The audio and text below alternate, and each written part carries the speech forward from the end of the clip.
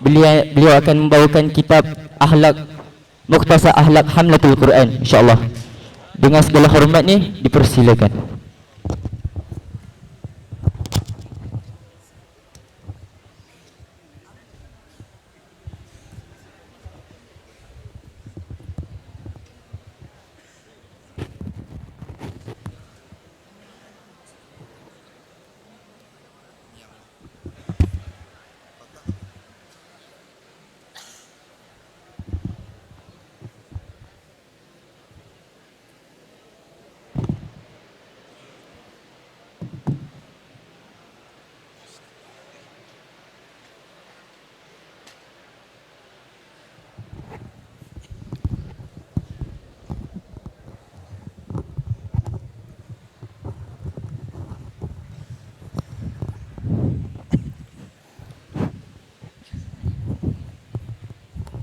Boleh dengar? Boleh dengar?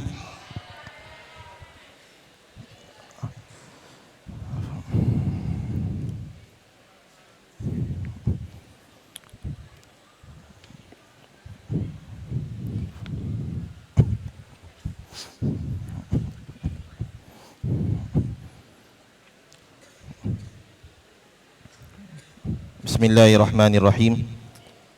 Assalamualaikum warahmatullahi taala wabarakatuh.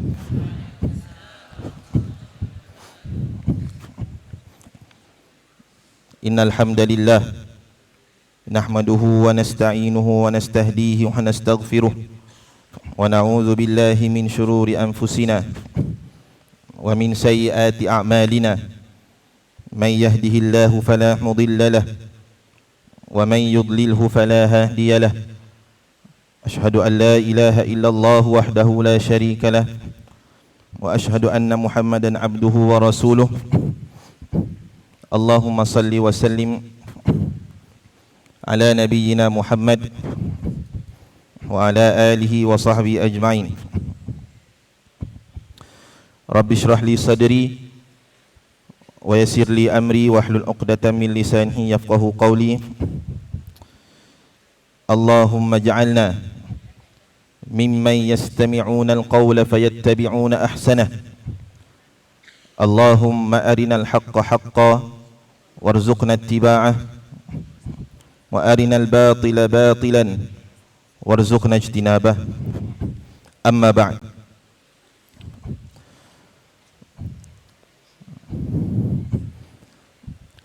Yang saya hormati Ustaz Muhammad Azizul Hakim bin Muhammad Zain, kawan saya daripada tahun 2008 sampai hari ini. Kami satu batch, diploma satu batch di Darul Quran, tapi saya tak habis. Saya celup-celup setahun dua tahun dekat Darul Quran, lepas tu saya cabut. Biasalah budak tak pandai, macam tu lah. Okay. Kemudian yang saya kasihi dan saya hormati anak-anak semadah sekalian. Jadi alhamdulillah kita bertemu untuk perjumpaan yang kedua. Hari itu kita dah bincang panjang pada perjumpaan yang pertama tentang bab-bab yang menyatakan kelebihan-kelebihan menuntut ilmu, menghafal Quran dan sebagainya. Jadi hari ini kita akan teruskan dengan bab yang seterusnya. Tapi sebelum kita pergi, kita mula pembetulan untuk kelas kejora esok kita buat di Dewan Kuliah Aspuri. Untuk form 4, tadi kita orang dalam grup bukan bergaduh lah, bincang sini sana. Last kita buat keputusan, kita buat di Dewan Kuliah Aspuri. Jadi insyaAllah esok di surau kosong lah. Kalau yang form 5 esok kan ada kelas kan, boleh buat di surau insyaAllah. Itu yang pertama. Dan yang kedua, tadi pun Ustaz Azizul ada sebut, jangan masuk dalam bilik isolasi tu. Okay, tak ada penyakit, jangan cari penyakit. Itu bahasa kita lah. Dalam bahasa Al-Quran dia kata, wala tulqu bi aidikum ila tahlukah. Janganlah kamu meletakkan diri kamu dalam kebinasaan. Wa ahsinu, innallaha yuhibbul muhsinin. Jangan letakkan diri kita dalam kebinasaan. Kalau kita tahu ada kawan kita sakit, dijangkiti atau sebagainya, jangan kita macam Ustaz Zil kata tadilah. Saya saja pergi masuk nak positif. Contoh. Dia mungkin macam Ustaz Zil kata juga, mungkin kamu tak ada apa-apa, tapi bila kamu balik, kamu bawa penyakit tu kena dekat mak ayah kamu ditidurkan. Mungkin setelah beberapa lama tempoh dia akan meninggal. Masa tu kita menyesal tak sudah. Jadi berhati-hati. Jangan tengok orang balik, kita pun nak balik. Bukan. Okey, itu yang kedua. Yang ketiga,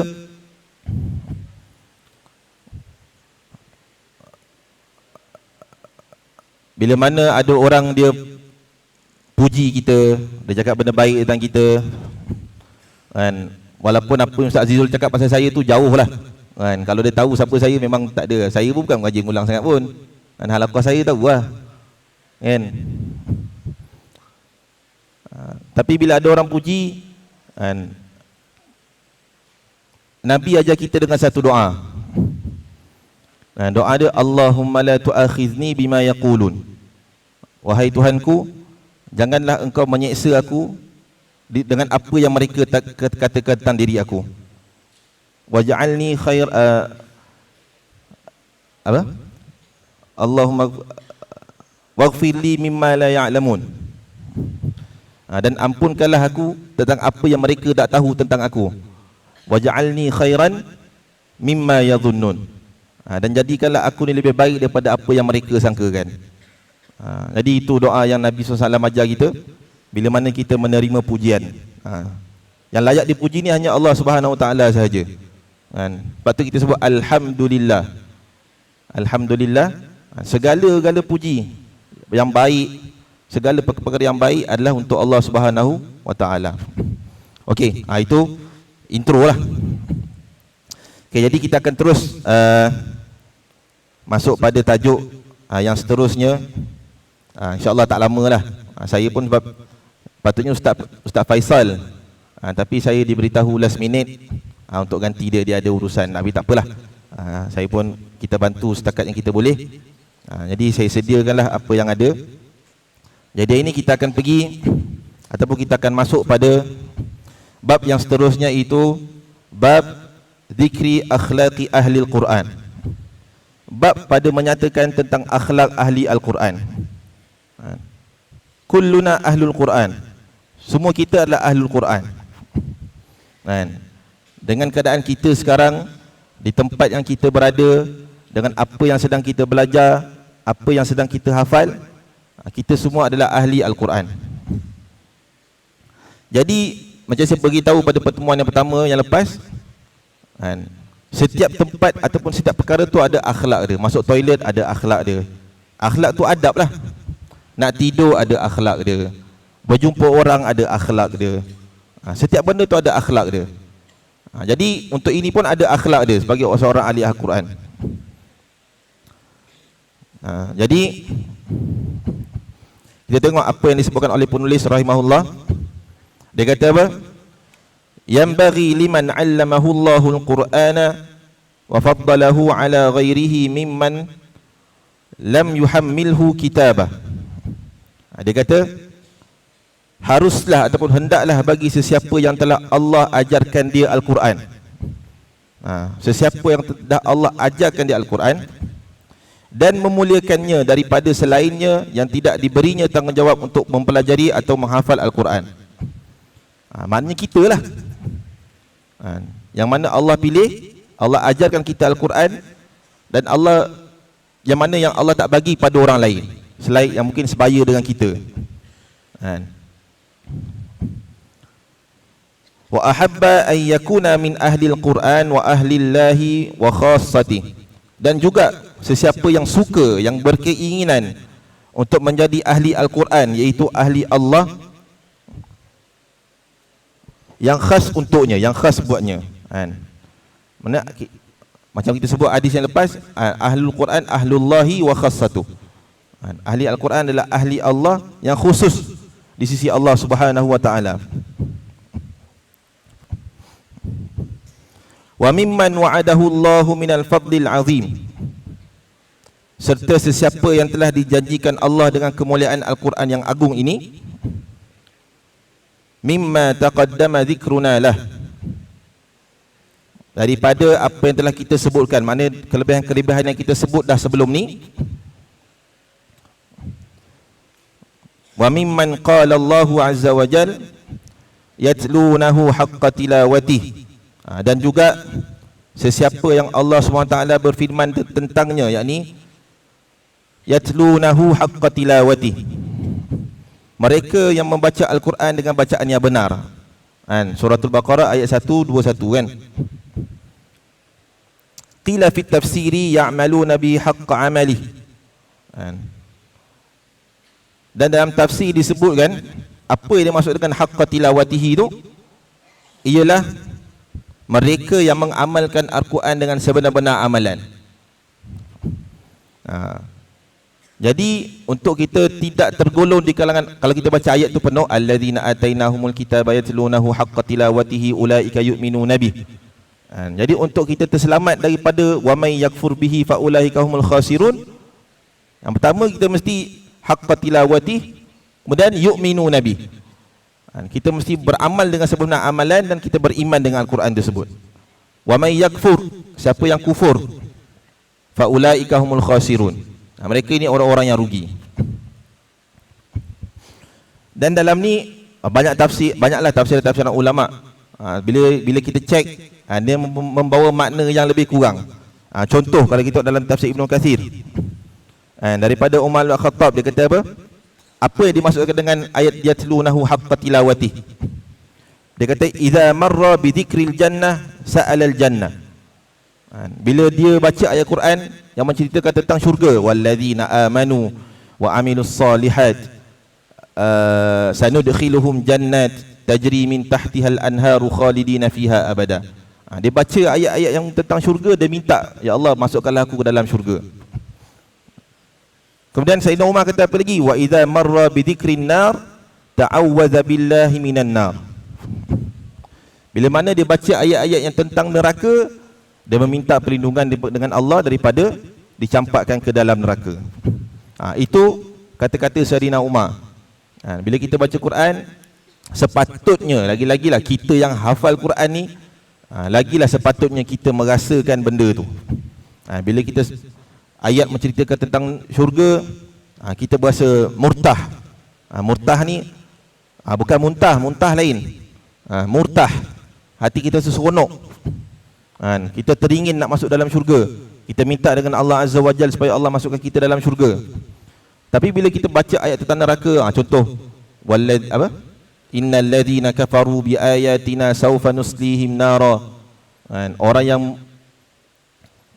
kufur tentang ayat-ayat kami akan bakar dia dalam neraka. Kullama nadijat juluduhum, setiap kali terbakar hangus kulit-kulit mereka, baddalnahum juludan ghairaha, Allah akan gantikan dengan kulit yang baru. Tujuan dia apa? Liyazuqul azab, untuk dia rasa azab. Bila kita baca ayat tu, kita rasa apalah nasib aku kalau aku masuk neraka, diseksa. Contoh dosa kita 70 tahun, kita diseksa dengan sebegitu rupa selama 70 tahun dosa kita. Jadi kita minta, Allahumma inna na'udzubika minan nar, Allahumma inni a'udzubika minan nar. Jadi kita minta, Allah lindungilah aku daripada masuk ke dalam neraka. Itu kata Ibn Umar. Ibn Abbas dia kata apa? Tentang ayat yatlunahu haqqa tilawatih tu, dia kata yuhilluna halalahu wa yuharrimuna haramah wa la yuharrifunahu an mawadhi'ih. Ini Ibn Abbas. Siapa Ibn Abbas? Saya dah tanya dah hari tu. Siapa Ibn Abbas? Siapa Ibn Abbas? Mestilah sahabat Nabi. Apa hubungan dia dengan Nabi? Ibn Abbas sepupu. Al-Abbas tu bapa saudara Nabi. Al-Abbas bin Abdul Muttalib itu bapa saudara dia. Abdullah bin Abbas sepupu Nabi. Yang mana Nabi, saya dah sebut dah hari tu, Nabi doakan khas doa untuk dia. Dia mahir dalam tafsir. Dan kalau kita buka tafsir memang ada qala Ibn Abbas, qala Ibn Abbas, mesti ada. Jadi saya bawa kalam ataupun pandang apa asar yang besar, yang yang agung dalam tafsir ni. Ibn Abbas kata apa? Yatlunahu haqqa tilawati, itu maksud dia menghalalkan apa yang Allah halalkan, dia mengharamkan apa yang Allah haramkan, dan dia tidak mengubah Al-Quran tu daripada tempat dia. Mengubah tu mengubah makna lah. So kat sini poin penting, kita semua hafal Quran, kita semua tahu wa yuhillu lahumut tayyibat wa yuharrimu alaihimul khaba'ith. Dalam juzuk 9 surah A'raf tu kan, Allah kata apa dia, mereka menghalalkan benda-benda yang baik dan mengharamkan benda-benda yang kotor. Tapi lil asaf ataupun menduka cita kan, sebahagian pada kita ni kita menghalalkan benda yang haram kan, tapi kita mengharamkan benda yang halal. Siapa yang faham tu dia fahamlah kan, apa yang saya maksudkan dengan mengharamkan benda yang halal, menghalalkan benda yang haram. Itu bukan akhlak Muslim secara umum kan, apatah lagi akhlak hamlatil Quran.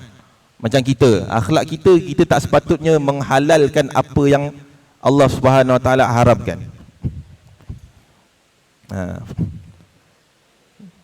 Jadi itu yang sepatutnya bila kita hafal, kita baca dia punya terjemahan untuk kita tadabbur sikit-sikit, supaya kita dapat aplikasikan apa yang kita hafal tu untuk diri kita. Kemudian satu lagi asal daripada ulama besar, Al-Hasan Al-Basri. Bukan Hasan Basri yang ni. Hasan Al-Basri ni dia tidur. Al-Hasan Al-Basri rahmatullahi alaih, dia kata apa? Ya'maluna bimuhkamih wa yu'minuna bimutasyabih, yakiluna ma ashkala alaihim ila alimi. Dia beramal dengan ayat-ayat yang Allah turunkan muhkam, yang telah jelas. Kemudian dia beriman dengan ayat-ayat yang mutasyabihat. Kemudian dia menyerahkan urusan ayat-ayat mutasyabihat ni kepada orang yang lebih alim, orang yang lebih mengetahui, iaitu ulama-ulama tafsir lah. Sebab tu Allah kata dalam surah Ali Imran tu, warasikhuna fil ilmi yaquluna amanna bihi kullum min indi rabbina. Orang-orang yang rasikh, orang-orang yang mahir tentang ilmu ini, dia yaquluna amanna bihi, dia kata sesungguhnya makna-makna Al-Quran ni adalah daripada Allah Subhanahu Wa Taala, kullum min indi rabbina, semua daripada Tuhan kita.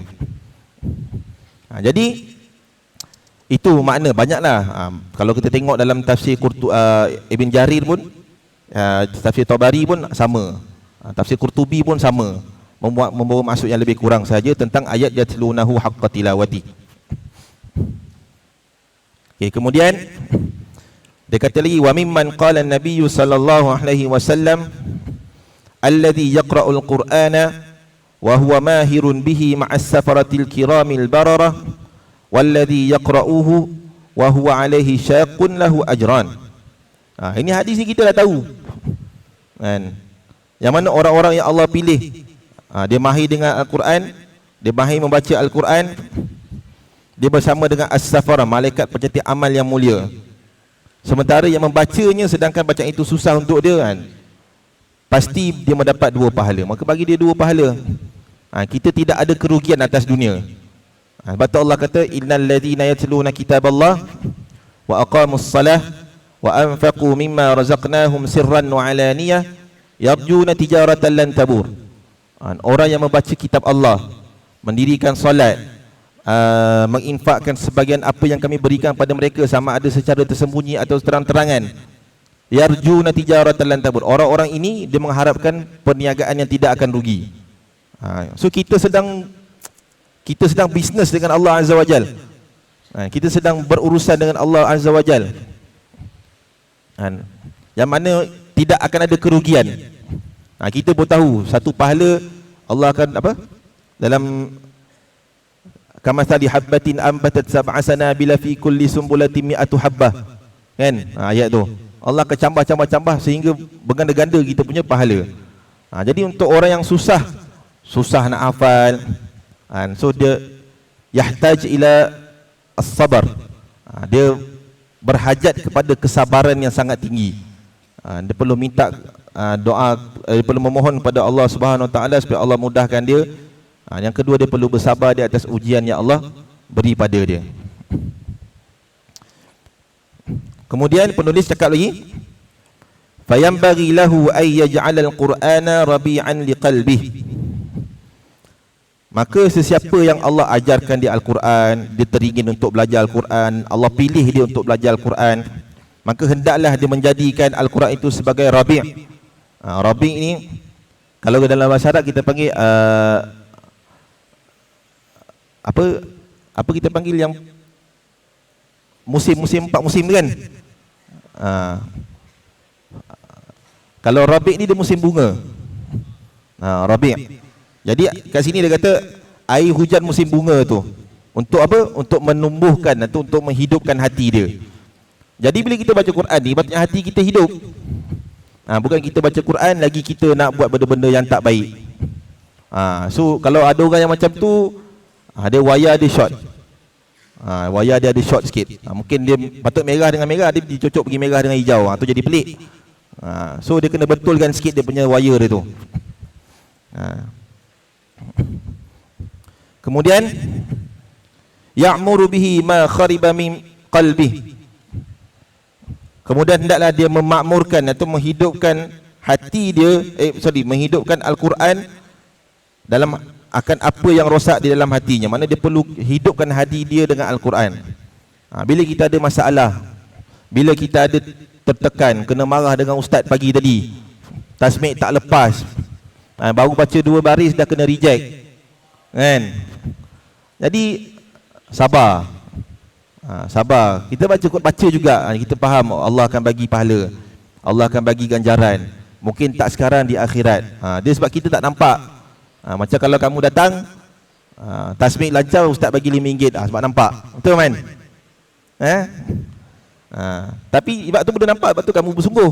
Oh, aku nak tasmik bagi lancar, ustaz bagi RM5. Tapi benda yang akhirat ni kita tak nampak. Sebab tu kita beriman dengan perkara gaib. Jadi kita kena tanam dalam benak sanubari kita bahawa apa yang kita buat ni, apa yang kita baca, apa yang kita amalan-amalan baik yang kita buat, semuanya kita akan tuai di hari akhirat nanti. Kemudian wa yata'addaba bi adabil Quran. Dan hendaklah dia beradab dengan adab-adab Al-Quran.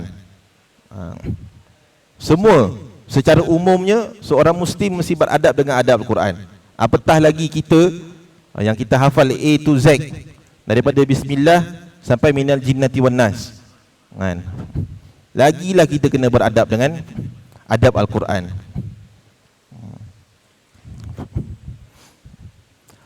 Wa yatakhallaqa bi akhlaqin syarifah. Dan hendaklah dia berakhlak dengan akhlak yang mulia. Akhlak yang mulia, semua orang tahu akhlak yang mulia itu apa dia. Akhlak kita dengan kawan macam mana, akhlak kita dengan guru macam mana, akhlak kita dengan dom sebelah macam mana, akhlak kita dengan classmate macam mana, akhlak kita dengan mak ayah kita macam mana. So kita dah tahu dah ada adab tu, akhlak-akhlak tu. Jadi tak perlu kita bukan tak perlu, maknanya kita perlu berakhlak seperti mana akhlaknya Nabi SAW itu akhlak yang mulia. Kemudian penulis kata lagi, yabinu biha an sa'irin nas mimman la yaqra'ul Quran. Maka hendaklah dia berbeza daripada manusia selainnya yang tidak membaca Al-Quran. Kita kena beza. Kalau orang kat luar isap rokok, kita jangan isap rokok. Kalau orang luar suka K-pop, kita tak payah suka K-pop. Kalau orang kat luar suka pakai seluar pendek, kita tak payah pakai seluar pendek. Kita kena berbeza dengan orang lain. Seharusnya, sewajibnya kita berbeza. Sebab orang tahu, ni budak ni tahfiz tapi jadi imam pakai seluar pendek. Budak ni hafal Quran daripada Fatihah sampai An-Nas, tapi main motor. Orang nak tidur sebelah malam, dia rem motor, pram. Ada. Saya tahu ni siapa yang main motor malam ni. Ada gambar. Saya tak bawa kabel, tak boleh cocok slide, boleh tengok dia. Dia tengok siapa yang main motor, siapa kan. Jadi kita mesti berbeza dengan orang lain. Berbeza bukanlah kata kita menidakkan orang, tak. Untuk diri kita, supaya kita faham, oh aku ni Allah dah muliakan aku dengan Al-Quran. Jadi kita perlu berbeza dengan orang lain. Kemudian penulis kata lagi, fa awwalu ma yanbaghi lahu an yasta'mila, benda pertama yang perlu seorang penuntut ilmu Al-Quran, penghafal Al-Quran perlu lakukan, apa dia? Taqwallahi azza wa jal fi sirri wal alaniyati bi isti'malil wara'i fi okey. Yang pertama hendaklah dia takwa kepada Allah azza wa jal, sama dalam keadaan tersembunyi ataupun terang-terangan. Bi isti'malil wara'i fi mat'ami wa mashrabihi wa malbasihi wa maksabihi. Apa itu takwa? Okey, pertama dia takwa. Mesti bertakwa kepada Allah SWT. Kalau kita pergi tempat Arab, kan, kau pergilah mana-mana, Mesir ke, Jordan ke, Maghrib ke. Maghrib tu Morocco lah. Kau pergi mana tempat Arab, contohlah kalau kamu buat benda-benda yang tak betul kan, dia akan sebut ittaqillah ya rajul, tangan dia macam ni. Mesti macam ni. Ittaqillah ya rajul, ittaqillah. Dia nampak kamu main-main, sembahyang main-main, dia akan tepuk ittaqillah ya rajul. Dan tangan dia mesti macam ni. Ini kalau ittaqillah macam ni. Ataupun sabar, sabur. Kalau orang Mesir kata sabur. Sabur ya syabab, sabur. Tapi kalau dia kata sudah, macam ni, sudah macam ni. Dia cakap apa dah pun, khalas. Nasi habis, arus khalas, maafi bagi. Tangan dia mesti macam tu. 2 kali je, dia takkan jadi 3. Gitu lah. Itu style Arab lah, tak tahulah. Saya tak pernah pergi Mesir, rasa dah siap lagi lah. Tapi kamu jangan pula cikgu tanya, homework dah siap belum? Dah, janganlah. Kau kena lempang dengan cikgu kamu. Janganlah macam tu. Itu contoh lah, contoh. Jadi takwa, apa makna takwa? Okay, kita tahu makna takwa apa? Makna dia adalah fi'lul ma'murat wajtinabil manhiyat. Ialah perbuatan yang apa kita panggil, melaksana perkara-perkara yang Allah Subhanahu Wa Taala suruh, wajtinabul manhiyat, dan menghindarkan apa-apa larangan Allah Subhanahu Wa Taala. Itu takwa. Takwa. Sebab tu takwa ni kita tak boleh ukur, kan? Cuma kita boleh tengok secara zahir. Tapi bila kita cakap ke orang, contoh kita kata, nama orang? Nama apa? Contohlah Toha kita, Toha, bertakwalah kepada Allah. Contoh dia buat salah, saya kata dia bertakwalah kepada Allah. Lepas tu sebab dia hafal hadis Sayyidina Umar tu, dia kata at-taqwa hahuna. Action dia, at-taqwa hahuna, tunjuk 3 kali. Memanglah hahuna. Tapi takwa tu dia terbit dengan perbuatan. Memang ada hadis bila ditanya, Sayyidina Umar ketanya, lupa hadis tu. Nabi kata at-taqwa hahuna, takwa tu dalam hati. Memang Nabi sebut. Tapi bila macam tadi, bila Arab dia kata betul buat salah, ittaqillah, dia pun jawab at-taqwa hahuna. Saya dah kena banyak kali lah. Jadi takwa tu ialah kita melakukan suruhan dan meninggalkan larangan. Dengan cara apa? Dengan melaksanakan wara'. Wara'. Kita faham wara' ni, soleh jalan tangan macam ni, kan? Pakai serban, pakai jubah, bukan. Itu sebahagian. Tapi wara' yang sebenar ni apa dia? Wara' yang sebenar ni maksud dia apa? Ijtinabus syubhat khaufan minal wuqu'il muharramat. Itu maksud dia wara' ni. Kita meninggalkan benda-benda yang sama-sama. Contoh macam isap rokok, kan? Saya tak nafi, memang ada pandangan dulu, memang ada pandangan dia berpegang pandangan, ustaz rokok ni makruh je ustaz. Contoh, kan? Sedangkan ulama dunia telah memfatwakan benda tu semua haram, rokok, vape dan sebagainya. Jadi dia takut benda tu menjerumus kepada haram. Jadi dia tinggalkan apa sahaja benda-benda yang sama-sama. Contoh jumpa duit tepi jalan 1 juta, tak tahu duit siapa. Tengok memang terliur lah 1 juta, siapa tak nak ambil kan? Tapi dia fikir kalau aku ambil ini akan jadi benda-benda yang menyusahkan orang lain dan sebagainya. Itu dosa dia lagi besar. Jadi dia tinggalkan benda tu. Dia ambil lah, bukan dia tinggal, dia ambil, dia bagi dekat polis. So itu maksud takwa. Dia maksud warak. Dia meninggalkan perkara-perkara yang syubhat. Syubhat ni sama-sama. Sebab tu dalam hadis Nabi ada sebut siapa yang terjebak dalam syubhat, dia telah terjebak dalam perkara yang haram. Nabi sebut dalam hadis. Kemudian kita tengok apa ta'rifan Al-Qarafi tentang maksud warak. Dia kata apa? Tarku ma la ba'sa bihi hadran mimma bihil ba's. Dia tinggalkan, ni Al-Qarafi dia bagi tahu. Warak ni dia tinggalkan benda yang tak berdosa kerana takut jadi berdosa. Macam itulah. Kita benda tu dia tak berdosa pun.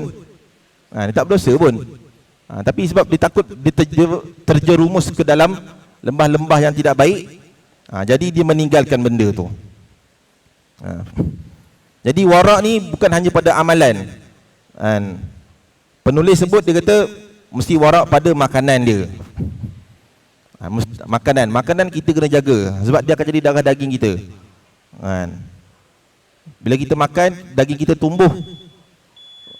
Dalam hadis Nabi bagi tahu, daging yang tumbuh dengan sumber yang haram, fannaru aulabi.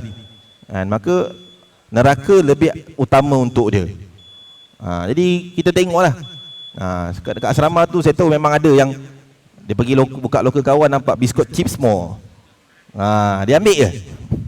Dia dah makan-makan, dia kejang, dia dah sedawa, tadi man aku ambil biskut kau. Kawan tu dah tinggal 1 je biskut dia. So itu haram sebenarnya, tak boleh. Itu yang kita susah nak menghafal. Itu yang kita susah nak dengar cakap cikgu. Itu yang menyebabkan juga kita susah nak ikut peraturan sekolah. Sama juga minuman kita, pakaian kita, harta kita. Harta ni pada orang yang bekerja lah. So dia jangan ambil daripada sumber-sumber yang haram kan. Kemudian penulis cakap lagi, wa yakuna basiran bi zamanihi wa fasadi ahli. Dia juga hendaklah mengetahui dengan mata hatinya akan hal ehwal semasanya.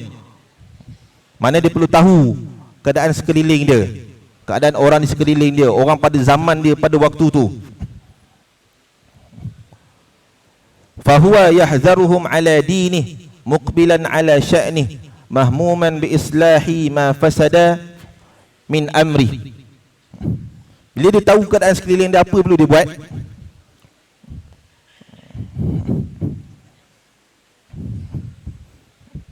Maka dia hendaklah berwaspada daripada mereka demi agamanya.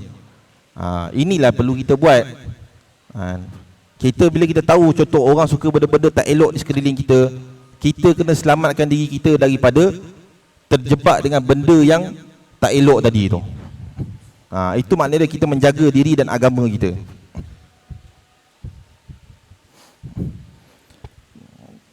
Kemudian dia berasa ingin memperbaiki apa yang telah rosak daripada dirinya.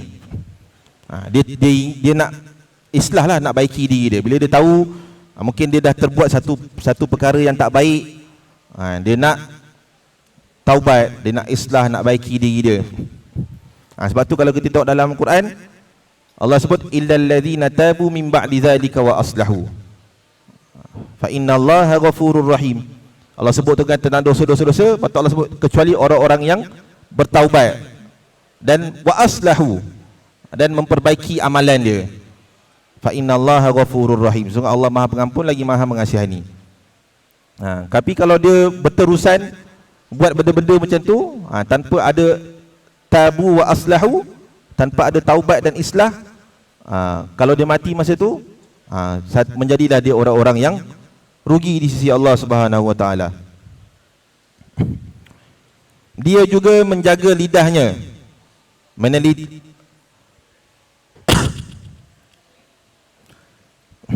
hafizan li lisanihi mumayyizan li kalamihi in takallama bi ilmin idza ra'al kalama sawaba wa in sakata bi ilmin idza kana sukutu sawaba. Okey. Sepatutnya ahli Quran ni dia mesti jaga lidah dia. Dia mesti jaga lidah dia. Jangan main cakap je. Kan? Jumpa kawan je dia panggil binatang. Jumpa kawan je dia panggil itu. Jumpa kawan dia panggil ini. So mulut kena jaga. Kemudian apabila dia berkata, seorang penghafal Quran ni bila dia berkata-kata dengan ilmu. Mana dia tak cakap kosong. Dia bila perlu dicakap, dan dia bercakap dengan ilmu. Sekiranya dia berpendapat bahawa kata-kata itu benar pada tempatnya. Kalau tempat tu perlu dicakap. Sekiranya dia diam dengan ilmu, sama juga. Bila dia cakap dengan ilmu, dia diam pun dia diam dengan ilmu. Contoh dia dengar orang mengumpat, dia tak join, dia buat tak tahu. Dia dengar sikit, lepas tu dia pergi. Maknanya dia diam. Mungkin kadang dia duduk dalam dom kan, memang dom dia, datang kawan daripada dom sebelah mengumpat cikgu kan, bla bla bla bla, dia buat tak tahu. Lepas tu tiba kawan dia tanya, kau rasa ustaz tu macam mana? Dia diam, dia tak respon. Maknanya dia diam tu dengan ilmu. Dia tahu bahawa mengumpat tu adalah haram dan dosa besar. Itu sepatutnya yang kita ada.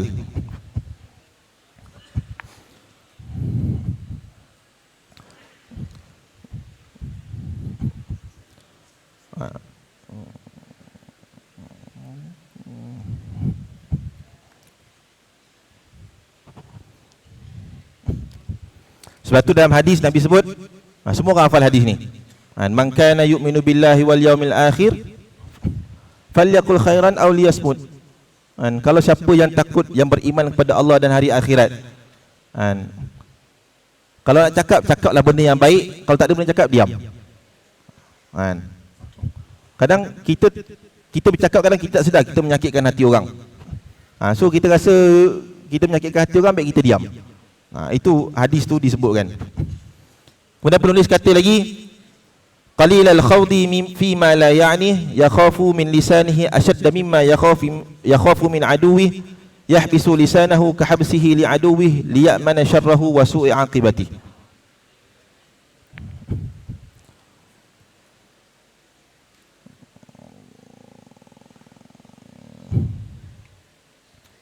Dia kata apa?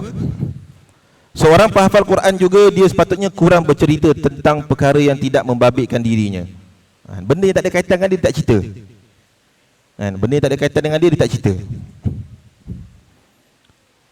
Dia juga takut akan lisannya, lidahnya, lebih takut daripada takutnya kepada musuhnya. Dia memenjara lisannya seperti dia memenjara musuhnya, agar dia selamat daripada kejahatan lisan dan akibat buruk daripada sebab tidak menjaga lisan dia.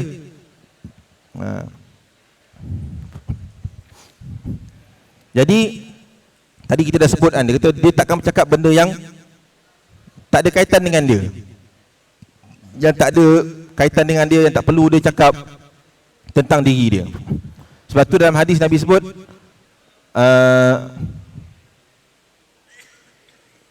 apalah hadis saya lupa dah. Di antara baik Islam satu orang tu, bukti bahawa Islam dia, agama dia baik, tarkuhu ma la ya'ni. Dia meninggalkan benda-benda yang sia-sia, yang tak ada kaitan dengan diri dia. So dia abaikan. Orang nak buat apa, buatlah. Orang nak lompat pagar ke, orang nak pergi tu ke pergi ini kan, dia biar je. Tak ada kaitan dengan dia. Dia juga takut pada lisan dia. Tadi pun kita dah sebut. Mana dia bercakap, dia takkan bercakap melainkan benda yang sepatutnya dia bercakap. Sebab apa? Sebab lidah ni benda yang orang panggil benda yang buruk lah, benda yang dahsyat kan, yang mana menjadi sebab orang disampakkan ke dalam neraka kan. Dalam satu hadis ada disebutkan, hadis riwayat Tirmizi, Abu Hurairah ditanya Nabi SAW, apakah sebab-sebab yang boleh menyebabkan orang masuk ke dalam syurga? Abu Hurairah tanya. Lepas tu Nabi cakap, taqwallahi wa husnul khuluq. Bertakwa kepada Allah dan akhlak yang baik. Hadis ini sahih, riwayat Tirmizi. Nabi bagi tahu orang banyak masuk syurga sebab dia bertakwa kepada Allah dan akhlak dia baik. Kemudian Nabi ditanya lagi,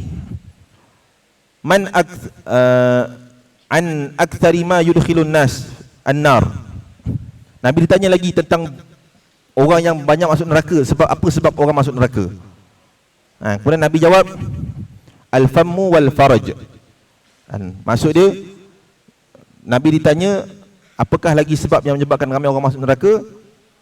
Sebab dia adalah kerana mulut dan kemaluan dia. Mulut dan kemaluan dia. Jadi di antara dua sebab yang menyebabkan orang akan dicampakkan ke dalam neraka.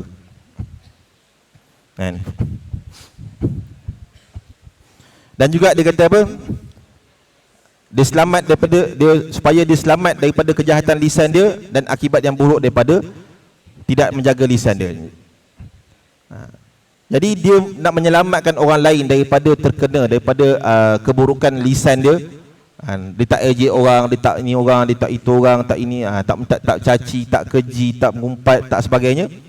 Kerana dia takut akan kesan yang dia akan dapat di hari akhirat nanti. Sebab tu Nabi SAW beritahu dalam satu hadis, al-muslim man salimal muslimuna min lisanihi wa yadihi. Hadis Muslim. Muslim itu ialah seorang Muslim yang menyelamatkan saudara Islam dia yang lain daripada kejahatan lidah dan tangan dia. Jadi kita kena selamatkan saudara ataupun kawan kita ni daripada keburukan kejahatan lisan dan tangan kita. Jadi itu yang perlu kita elakkan. Kemudian penulis dia ada cakap lagi, orang Al-Quran ni apa dia? Qalilad dhahik fima yadhaku fihi an-nas li su'i aqibatihi ad-dhahik in surra bi syai'in mimma yuwafiqul haqqa tabassam yakrahu al-muzaha khawfan min al-la'ib fa in mazaha qala haqqa basital wajhi tayyibil kalam. Okey. Maksud dia, orang Al-Quran ni sepatutnya dia kurang ketawa. Orang Al-Quran ni dia kena kurang ketawa sebab dia baca ayat tentang neraka. Khalidina fiha abada, takkan dia gelak. Tak ada. Tak ada. Orang patut baca tu fikir macam mana keadaan orang kekal dalam neraka, tak keluar. Contohlah kamu kena kurung kat sekolah tak balik 3 bulan. Apa rasa? Saya dah pernah rasa, saya tahu lah. Sebab saya kat madrasah dulu, cuti bergantung pada mudir. Pengetua kata cuti baru cuti. Tak ada, dia tak cakap apa, 6 bulan lah tak balik. Apa kamu rasa? Tak boleh balik, setahun tak boleh balik. Itu baru kena tahan, bukan tak, itu boleh makan, boleh main. Kan? Dan neraka tak boleh dah. Duduk kena bakar, mati, kena hidup, bakar, mati, hidup, bakar, mati, hidup. Kalau bahasa Inggeris kata apa? Eat, sleep, repeat. Kan? Macam tu. Itu atas dunia lah. Makan, tidur, ulang balik. Tapi kat neraka macam tu. Terbakar, mati, hidup, bakar, mati, hidup, bakar, mati, hidup. Jadi sepatutnya orang Al-Quran ni dia kurang ketawa.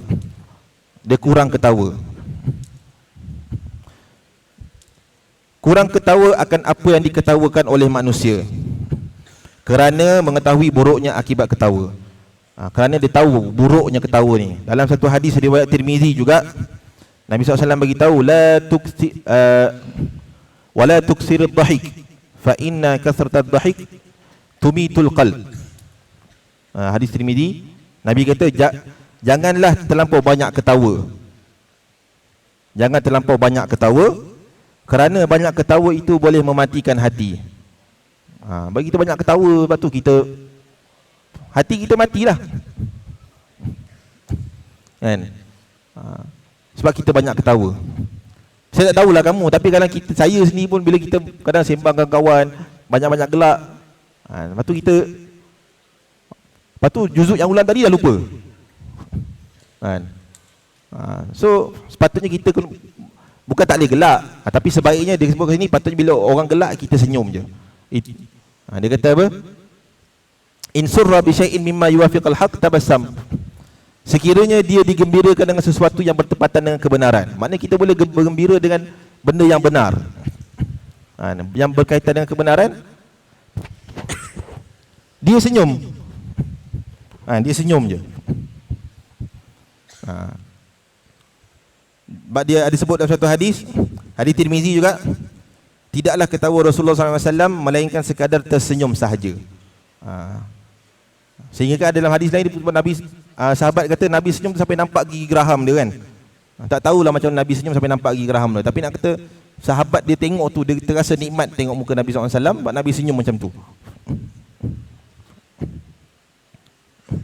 Yang penting kita bergembira, kita senyum sekiranya bertepatan dengan kebenaran. Maknanya kalau kita dah tahu kan, kawan kita pesan benda-benda yang baik, kita terima, kita senyum lah. Janganlah kita pergi amukkan dia kat asrama pula. Ni bila kawan kita tegur, kita pergi tendang katil dia. So itu akhlak lah, akhlak. Kemudian dia membenci gurauan kerana takutkan kepada permainan yang melampau. Sekiranya dia bergurau, dia akan berkata jujur, wajahnya tenang, kata-katanya juga baik. Okey, ni tentang bergurau. Kita semua boleh bergurau. Dalam hadis pun ada sebut, Nabi SAW bergurau dengan sahabat dia, main baling kulit tembikai. Bergurau. Nabi dengan para sahabat dia bergurau main baling kulit tembikai. Tapi Nabi cakap apa? Para sahabat SAW saling melempar kulit tembikai antara satu sama lain. Akan tetapi dalam perkara yang serius, mereka ini para sahabat lelaki-lelaki yang serius juga. Maknanya dia bergurau, tapi bila melibatkan agama, benda yang melibatkan maruah agama, dia orang serius. Tak ada kita nak main-main. Kalau kamu tengok baca sejarah macam mana perang kan, sahabat bila Nabi kata kita nak perang, sahabat semua sedia angkat senjata. Tak ada option A ke, option B ke, option C ke, tak ada. Bila Nabi kata sekian, askar semua siap. Dia gurau juga. Dalam hadis lain juga ada disebutkan, Nabi gurau dengan, dia panggil Anas bin Malik, wahai orang yang bertelinga dua. Dia bergurau, Nabi bergurau, tapi betul lah orang ada dua telinga kan. Nabi tak cakap benda yang pelik-pelik. Sebab apa? Sebab bergurau, Nabi SAW mencela orang-orang yang bergurau ataupun buat lawak yang tak betul, yang menipu untuk bagi orang lain gelak. Dalam hadis riwayat Abu Dawud, Nabi SAW kata apa? Wailul lilladzi yuhadditsu fayakdzibu liyudhika bihil qaum. Wailul lahu. Nabi kata celakalah. Celaka kalau Nabi cakap celaka tu memang dahsyat lah. Celakalah bagi orang yang bercakap kemudian dia berbohong. Untuk apa? Liyudhika bihil qaum. Untuk bagi orang lain gelak. Dia buat lawak, tapi lawak tu tak betul. Tiba dia jumpa kawan dia, aku nampak ada ayam kaki 4. Lepas tu dia gelak. Tak, dia tipu. Nabi kata celaka orang tipu macam ni. Dia bergurau, tapi dia bohong. Jadi pastikan kita bila kita bergurau, kita bercakap benda yang betul. Contohlah kita nak panggil sesiapa kawan dia, kata wahai si fulan yang tinggi dia 180 cm. Contoh. Memang dia 180 cm pun tak apalah. Wahai si fulan yang suka tidur. Memang dia suka tidur. Panggillah dia suka tidur. Tak ada masalah. Tapi jangan panggil jangan bergurau yang pelik-pelik. Kita buat cerita, aku semalam tadi dekat asrama aku nampak ada kepala terbang. Tak ada. Padahal dia nampak apa? Dia nampak pelepah kelapa tu kan, goyang-goyang dia. Dia nak takutkan kawan dia duduk dom sorang-sorang. Dia kata nampak kepala terbang kat situ. Dia buat lawak tapi dia menipu. So tak boleh. Nabi celakakan orang ni. Mana Nabi doakan keburukanlah untuk dia. Dan wajah dia tenang. Orang Quran ni wajah dia tenang. Kita tengoklah. Saya tak tahulah kalau saya tengok macam saya belajar di madrasah. Ustaz walaupun garang, dia garang time tu je. Lepas tu kita boleh duduk dengan dia, pergi minum kopi, boleh main bola sekali. Tak ada masalah. So dia relax. Dia wajah dia tenang. Kita tengok dia pun walaupun dia garang tapi kita rasa kita suka tengok dia. Macam arwah ustaz saya rahimahullah. Dia ada penyakit kulit. Dia ada penyakit kulit. Dan dia ada kencing manis. Saya ingat bila masa tasmik, bila dia duduk, contoh dia duduk atas lantai, bila nak bangun, contoh habis kelas 8.30 pagi, nak bagi sarapan, dia bangun, semut akan penuh dekat punggung dia. Dia punya kulit tu kering, dia punya yang kering tu jatuh, semut datang. Dia memang sakit. Tapi kita suka tengok dia. Sebab cara dia dengan dia garang memang garang lah. Tapi sebab dia dengan Quran dia bagus. Dia ta'amul dengan ta'amul ma'annas dengan orang-orang lain dia bagus. Dia garang tu sebab tanggungjawab dia. Saya jadi imam tarawih, dia datang, anak murid jadi imam tarawih, dia pergi, dihantar satu Malaysia, Semenanjung dia pergi. 2 hari kat KL, 2 hari kat Perak, 3 hari kat Melaka, 4 hari kat Johor. Dia pusing sepanjang Ramadan 1 bulan tu dia pusing. Jadi kita sebagai anak murid ni kita rasa seronok walaupun takut. Bagi salam belah kiri nampak muka dia, lepas tu baca dah sangkut-sangkut dah. Lepas tu lepas tarawih dia gelak kan saya. So itu kita rasa tenang tengok muka dia. Kemudian penulis kata lagi, la yamdahu nafsahu bima fihi fa kaifa bima laysa fihi. Dia tidak memuji diri dia akan apa yang benar yang ada pada diri dia, dan bagaimana pula kalau benda yang tidak ada pada diri. Maknanya dia tidak mengangkatlah diri dia, dia tak katalah akulah paling mahsyir Quran. Macam ni tepuk kan. Tak. Akulah paling mahsyir, akulah paling power, akulah paling pandai. Tak. Dia tak cakap tentang tu pasal diri dia, apa lagi yang benda bukan pasal diri dia. Saya tak ingat saya dah cerita kat kamu ke belum, tapi saya cerita kat halaqah saya. Ada satu ustaz ni di Kuala Selangor. Saya pernah kursus dengan dia. Nama dia Ustaz Fauzi juga.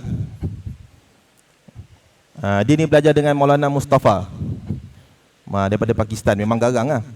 Dia 2 beradik, arwah Ustaz Latif dengan Ustaz Fauzi Mailah ni. Ustaz Fauzi ni dia hari-hari kena bantai dengan Maulana. Tapi Quran masih baca pun mesti kena marah. Sampai ada satu hari orang cari imam tarawih. Orang cari imam tarawih, jumpa Maulana. Maulana, kami nak cari imam tarawih ni untuk 30 juzuk, 30 malam 30 juzuk. Terus Maulana tunjuk, ni kau ambil budak kecil ni. Dia tunjuk dekat Ustaz Fauzi tu lah. Kau ambil budak kecil ni. Jadi orang masjid tu terkejut. Kan? Takkanlah budak kecil kot, apa dia boleh buat? Tahu tak Maulana cakap apa? Aku jamin budak ni akan jadi imam tanpa satu pun kesalahan. Dan Allah ditakdirkan, Allah buktikan, Allah benarkan kata tok guru dia, dah jadi imam 30 malam, tak ada satu pun sangkut. Umur dia tak silap masa tu baru 11-12 tahun. Masa tu dia muda lagi. Saya pernah kursus dengan dia, Ustaz Fauzi Mailah. Sekarang dia ada buka akademi syahadah dekat Kuala Selangor. Siapa nak buat syahadah boleh jumpa dia. Tapi kalau sanggup makan dia punya singa dia tu, boleh lah. Tapi dia memang friendly kat luar. Jumpa, bawa pergi makan, bawa pergi apa semua. Tapi Quran memang cair sampai sekarang, memang Masya Allah. Maknanya dia, kita nak beritahu bahawa dia tak angkat pun diri dia ingat Quran, tapi guru dia bagi jaminan. Kamu kalau ustaz ustazah kamu boleh bagi jaminan kan tu, senang lah. Ustaz bagi dia, ada Ahmad Noh, ada masjid negeri nak imam tarawih 30 juzuk. Ustaz dia ambil budak ni, confirm tak ada salah. Kalau ustaz kamu bagi jaminan macam tu, selesailah hidup kamu. Senang. Percaya cakap saya. Tapi kamu kena usahalah. Tidur tak jadi. Kan? Wa qala alladhi, sedar dah pukul 9. Tak tasmi', tak murajaah, tak macam mana. Jadi ustaz dia Maulana Mustafa tu dia tengok tu sebab usaha budak tu lah, Ustaz Fauzi Mailah tu lah. Budak ni rajin mula, bagus. Hafalan bagus, bacaan bagus, murajaah bagus. Murajaah bukan 2 muka surat, 3 surat, 3-4 juzuk satu hari. Tak mustahil, tak mustahil. Kalau kamu pandai set masa, kamu boleh buat benda tu. Tapi kamu tak pandai set masa, ustaz tak ada, kamu pergi berlari. Ustaz tak ada, pergi koperasi. Ustaz tak ada, pergi naik asrama. Ustaz tak ada, pergi lepak dengan dewan. Tu gunalah masa. Ulang. Orang lain nak buat tu lantak dia lah. Bukannya dia menjadi sebab kamu ingat Quran. Kamu yang menyebabkan kamu sendiri ingat Quran. So kamu kena usaha ke arah tu. Kemudian penulis kata apa lagi? Yahdharu min nafsihi an taghlibahu ala ma tahwa mimma yuskhitu maulah. Kemudian dia menjaga diri dia daripada dihanyutkan ke arah mana yang dikehendaki oleh nafsunya yang menyebabkan Allah Subhanahu Wa Taala marah. Jadi dia menjagalah anggota badan dia, lidah dia, segala anggota dia daripada mengikut hawa nafsu yang menyebabkan Allah Subhanahu Wa Taala marah pada dia. So itulah kita kena jagalah. Mungkin saya faham semua orang akan buat salah, semua orang akan buat dosa. Tidak ada orang yang maksum kecuali Nabi SAW. Tapi apa yang perlu kita buat bila kita dah buat salah?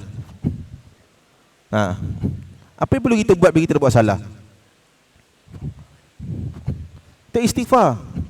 Segera. Kalau kita buat salah dengan orang, minta maaf. Kita terambil barang kawan, minta maaf, aku terambil, walaupun kita sengaja ambil. Cakap dia, aku terambil, minta maaf. Itu kita punya stand kita sebagai seorang penghafal Quran. Supaya di akhirat kawan tadi tak tuntut. Orang tadi tak tuntut di akhirat tentang harta-harta dia. Kadang dia tahu je kita ambil tanpa izin. Tapi dia fikir kawan, tak apalah, aku malas nak gaduh. Tapi hati dia tak redha. So dekat akhirat dia boleh tuntut nanti, rugi kita. Kita buat pahala banyak, sampai ke akhirat timbangan kita kosong. Sebab apa? Sebab kita buat zalim pada orang lain. Rugi kita. Kemudian penulis kata lagi, wala yaghtabu ahada wala yahqiru ahada wala yasubbu ahada wala yashmatu bi musibah. Okey, sampai situ dulu. Wala yasubbu ahada. Okey. Kemudian dia kata, orang Al-Quran ni dia tidak mengumpat sesiapa pun. Dia tidak mengumpat sesiapa pun, dia tidak meremehkan sesiapa pun, dan dia juga tidak mencela atau mengejek sesiapa pun. So kita nampak kawan kita kuat tidur, janganlah kata kau ni ahlun naum, kita kata. Ahli tidur. Jangan kita nasihat dia. Nasihat janganlah kita nasihatlah, kita pergi belanja dia makan. Bagi tahu, Man, aku tengok ni kau asyik tidur je dalam kelas, janganlah tidur, nanti rugi tak mengulang. Contoh. Jangan hina dia. Mungkin kita tengok dia nampak selekeh sikit. Kau ni apalah pakai sekeh-sekeh. Jangan hina dia. Ajar dia. Bawa dia pada jalan yang betul. Kemudian apa dia cakap apa lagi? Wala yashmatu bimusibatin wala yabghi ala ahadin. Kemudian orang hafal Quran ni dia tidak mencela ketika mana dia mendapat musibah. Bila dapat musibah dia tak mencela. Maksudnya contoh dia accident, dia sabar. Ada orang dia marah kan orang, ataupun dia marah Tuhan. Kena. Ada setengah orang dia marah Tuhan. Dia tak hafal, tak dapat hafal. Dia marah, ya Allah, kenapalah aku tak pergi, aku dapat hafal malam ni. Dia tak fikir amalan dia tak fikir diri dia, apa yang aku dah buat hari ni. Aku makan harta orang ke? Aku membohong ke? Aku mengumpat ke? Aku mencarut ke? Dia duk salahkan Tuhan. So sebelum kita nak marah pada takdir, kita reflect diri kita dulu. Itu yang sepatutnya. Jadi orang Al-Quran ni bila dia ditimpa musibah, dia tidak mencela orang, atau dia tidak mencela musibah. Contoh macam banjir, berlaku banjir, kan? Dia hatta sebenarnya kita mencela angin pun tak boleh. Kita naik motor, tiba-tiba tengok air hujan turun, angin kuat. Kita pun kata, aduh angin ni. Tak boleh sebenarnya. Apa lagi kita nak mencela benda lain? Sebab angin tu Allah yang buat. So ada saya tak ingat hadis, tapi ada hadis tentang larangan mencela angin. So kita tak boleh mencela apa yang Allah SWT buat. Kemudian dia tidak menjahati sesiapa pun. Wala yabghi ala ahad, dia tidak buat jahat pada orang lain, tidak buat zalim lah. Kemudian wala yahsudu, dia tidak berdengki pada orang lain. Dia tidak hasad lah, tidak dengki pada orang lain. Wala yusi'u dhanna bi ahadin illa biman yastahiq. Yahsudu bi ilmin wa yadhunnu bi ilmin wa yatakallamu ma fil insani min aibin bi ilmin wa yaskutu an haqiqati ma fihi bi ilmin. Okey. Dia tidak akan dengki kepada orang lain. Dia juga tidak berburuk sangka kepada sesiapa pun, melainkan kepada sesiapa yang layak. Kita boleh bersangka buruk pada orang, tapi kepada orang yang sepatutnya. Betul Allah kata apa? Inna ba'da dhanni ithim. Sebahagian sangkaan tu adalah dosa. Ada sangkaan yang kita boleh sangka buruk, tapi pada orang yang betul. Kita nampak ada macam sekarang ni kes mencolek budak kecil banyak. Kan, kamu nampak depan rumah kamu ada orang mundar mandi naik motor, kan, seorang tunggu atas motor, seorang jalan kaki, mundar mandi. So kita boleh sangka buruk orang macam tu. Ni mesti nak samun rumah aku. Itu yang berhak lah untuk kita sangka buruk pada dia. Kemudian kalau dia berdengki dengan ilmu. Bila dia dengki dengan ilmu, bukan dengki saja. Dia tengok kawan dia tu Quran ingat. Lepas tu sebab dia dengki tak ada ilmu, dia letak racun tikus dalam air kawan tu. Kawan tu minum satu gok, berbuih mulut lepas tu. Tu contoh. Saya tak kata janganlah buat. Korang ni tak boleh kira, tiba-tiba ada seorang pula kena macam tu orang. Bila tengok Ustaz Farid ajar, sudah mati aku. Contoh. Jadi bila dia hasad atau dengki pada satu orang tu dengan ilmu. Sebelum kita pergi detail, saya terangkan apa maksud hasad. Hasad atau dengki ialah yang seperti yang ditakrif oleh Al-Iji rahimatullahi alaih, mengharapkan seorang tu dia harap mendapat kebaikan untuk diri dia,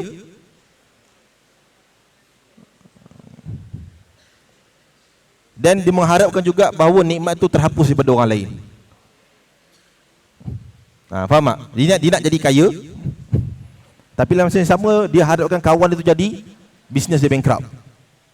Dia nak ingat Quran, dalam masa yang sama dia harap kawan dia tu buat benda-benda lupa Quran. Contoh, hasad macam tu tak boleh, berdengki macam tu tak boleh.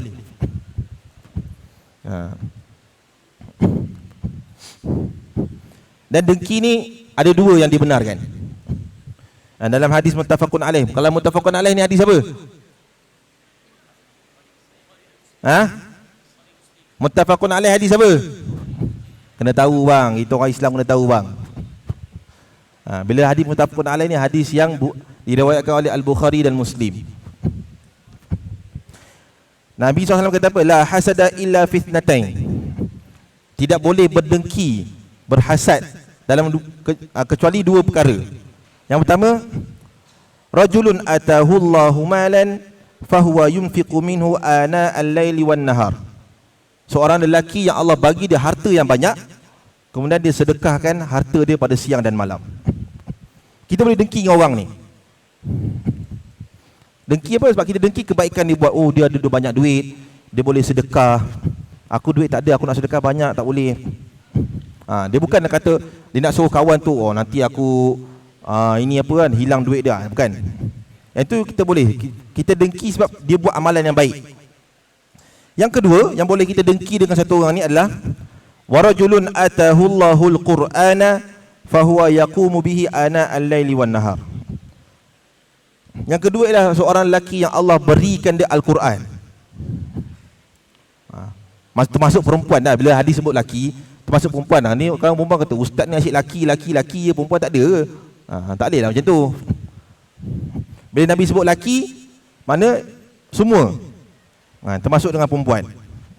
Kecil, besar, tua, muda, hitam, putih, kelabu, semua sekali.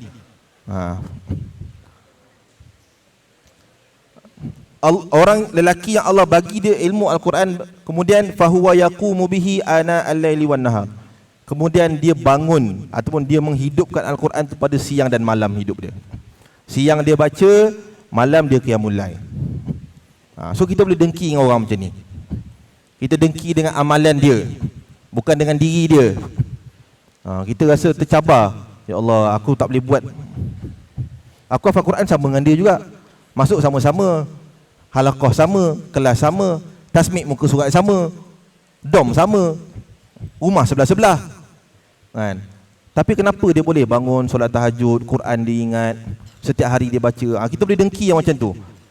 Kita dengki tu, kita cuba jadi macam dia, bukan kita nak menghapuskan nikmat tu daripada dia. So dua perkara ni kita boleh dengki dengan orang.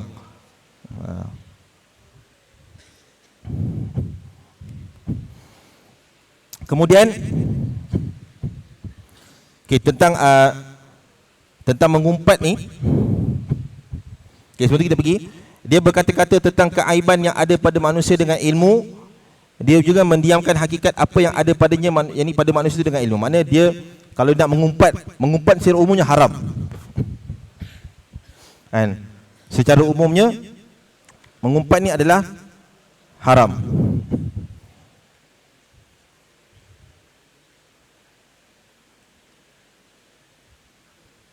Mengumpat adalah haram. Tapi dalam beberapa perkara diharuskan untuk kita mengumpat. Diberi rukhsah dalam beberapa perkara, seperti mana yang disebutkan oleh Al-Imam An-Nawawi dalam kitab dia Riyadhus Salihin. Yang pertama adalah kita boleh mengumpat orang yang zalim, kita melaporkan kezaliman. Contoh, kamu kena buli kat asrama, kamu lapor kat saya, tahulah saya nak buat apa. Kan? Itu boleh. Walaupun kamu kata dia macam tu tak apa, tapi janganlah kamu body shaming dia. Dahlah dia telinga dia besar, lepas tu bully saya pula. Janganlah. Itu saya tak maulah macam tu. Bagi tahulah, mengumpat perbuatan dia tu. Dia bully saya ustaz, dia itu dia ini, tentang apa yang dibuat kat kamu. Itu boleh untuk melaporkan kezaliman. Yang kedua, meminta bantuan pihak berkuasa untuk mengubah kemungkaran. Kamu nampak ada orang minum arak, kan? Kamu nak tegur takut, kan? Tapi kamu panggil penguasa agama, pergi tangkap orang tu. Minum arak secara terbuka lah. Yang kedua, meminta fatwa. Yang ketiga, minta fatwa. Minta fatwa ni contoh, kita dengar ada orang mengajar benda pelik-pelik. Contoh macam ajaran-ajaran yang pelik-pelik tu lah, apa, Rasul Melayu lah, zikir nafas lah, apa lagi yang memang yang banyak pelik-pelik tu lah, Millah Ibrahim lah. Jadi kita minta fatwa daripada mufti tentang ajaran-ajaran ni. Kita mengumpat lah orang tu, tapi mengumpat yang baik. Kita nak tahu kesesatan dia, itu boleh. Yang keempat, untuk mengingatkan umat Islam akan kejahatan dan menasihati mereka agar menjauhinya. Mana kita nampak satu orang buat jahat, kita nampak contoh, si fulan buat jahat, kita pun bagi tahu kawan kita, kau jangan kawan dengan dia ni minum arak.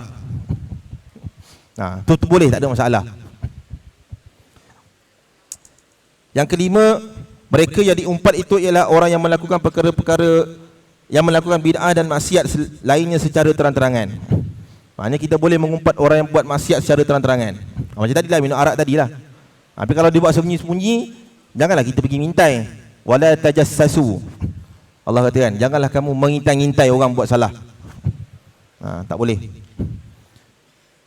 Dan yang terakhir, untuk menggelar dengan gelaran yang telah dikenali tanpa niat merendah-rendahkan. Contoh dia bagi, seorang ini Tempang dan dikenali dengan nama si Tempang, maka boleh memanggilnya dengan niat menggelar, bukan merendah-rendah. Sebolehnya, sekiranya boleh, gelarlah dia dengan nama yang lain lebih diutamakan.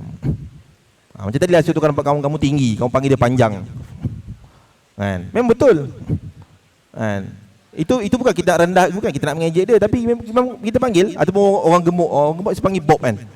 Pergilah mana-mana kat Malaysia, gemuk mesti Bob kan. Jadi kita panggil tu bukan nak menggelar, memang bukan kita nak mengejek dia, tapi gelaran yang orang bagi pada dia. Tapi itu bukan mengumpat. Bukan mengejek. Mengumpat ni macam mengejek lah, tapi itu bukan mengejek lah, itu bukan mengumpat. Tapi untuk gelar, kita gelar dia. Mungkin kita ada orang lain, kita panggil dia lain. Orang ni kita panggil dia lain. Untuk kebiasaan orang panggil dia macam tu. Yang macam tu tak ada masalah. Jadi itu beberapa perkara. Itu baru berapa tu? Baru 5, 6, 7 tentang adab-adab, tentang akhlak ahli Quran yang perlu kita tahu. Banyak lagi. Dan di kesempatan yang kita ada di sini, dengan kesempatan yang kita ada, kita cuba. Tak boleh buat semua, jangan tinggal semua. Kita buat sekadar yang kita mampu. Fattaqullah mastata'tum. Bertakwalah kepada Allah sekadar yang kita mampu.